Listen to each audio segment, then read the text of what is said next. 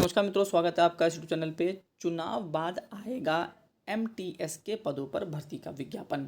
MTS की जो पद होते हैं इसको हम मल्टीटास्किंग स्टाफ कहते हैं, जिसको अगर हम टेक्निकल भाषा छोड़कर नॉर्मल भाषा में आ जाएं तो कहीं ना कहीं हम इनको ग्रुप डी कह सकते हैं।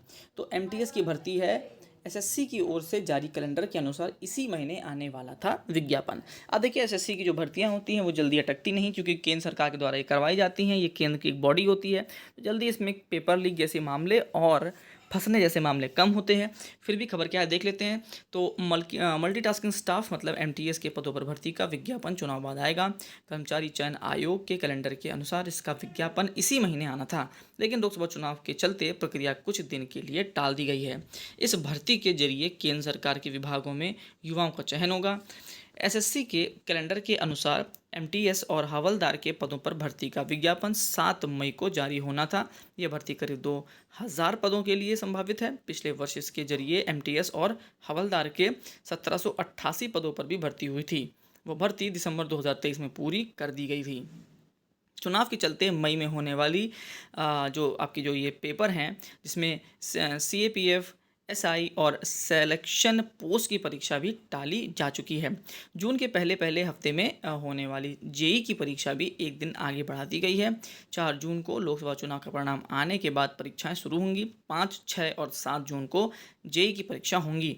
इसके बाद सिलेक्शन पोस्ट और एसआई भर्ती की भी परीक्षाएं होंगी। तो देखिए, ये आपका एसएससी के द्वारा एमटीएस का भर्ती विज्ञापन आता है। एमटीएस का मोटा मोटा मतलब ग्रुप डी होता है। इसमें नाम ही होता है मल्टीटास्क, मतलब आपको सभी प्रकार के काम करने होते हैं। पहले ग्रुप डी का मतलब सिर्फ और सिर्फ पानी पिलाना और फाइल इधर से उधर करना था, लेकिन समय के संग सभी को अपग्रेड होना होता है।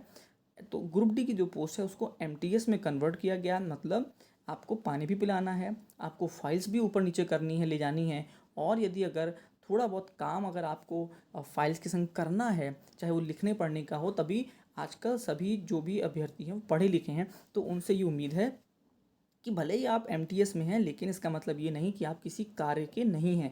पहले ग्रुप डी का मतलब सिर्फ ये होता था कि इन्हें कुछ भी नहीं आता, बस ये पानी पिलाने के लिए और सफाई करने के लिए और फाइल को एक साहब से दूसरे साहब तक ले जाने के लिए थे। लेकिन अब एमटीएस का मतलब ये है कि आपको ये कार्य तो करने ही हैं। आपको पानी भी पिलाना है, आपको सफाई वाला काम भी करना है, फाइल्स भी ले जानी है, लेकिन फाइलिंग का जो काम है वो भी अब आपको देखना पड़ेगा। ज़रूरत पड़ेगी तो आपको सब कार्य करने पड़ेंगे। तो लेकिन ये भर्ती अटकेगी नहीं, इसकी ज़रूर गारंटी है, क्योंकि केंद्र की बॉडी है एसएससी, उसके द्वारा ये परीक्षाएं कराई जाती हैं। अगर आप इस चीज़ से आप बाहर निकल सकते हैं कि हम एमटीएस में हैं, इस चीज़ को अगर आप केवल छोड़ सकते हैं, तो एसएससी से बढ़िया कुछ भी नहीं है। केंद्र की नौकरी है, सारी सुविधाएं आपको मिलती हैं।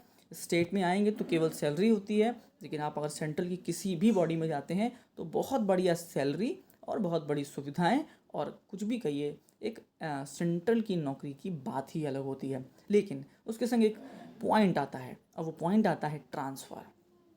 घर छोड़ना पड़ता है। इस वजह से बहुत से लोग केंद्र की तरफ नहीं जाना चाहते। लेकिन जितने भी लोग इस वीडियो को सुन रहे हैं, तैयार रहिए, ये चुनाव बाद भर्ती आएगी, तैयारी करिए और केंद्र की नौकरी में अपना हाथ आजमाने के लिए तैयार हो जाइए। लास्ट तक आपने वीडियो देखी, उसके लिए बहुत बहुत धन्यवाद। आपका दिन शुभ हो।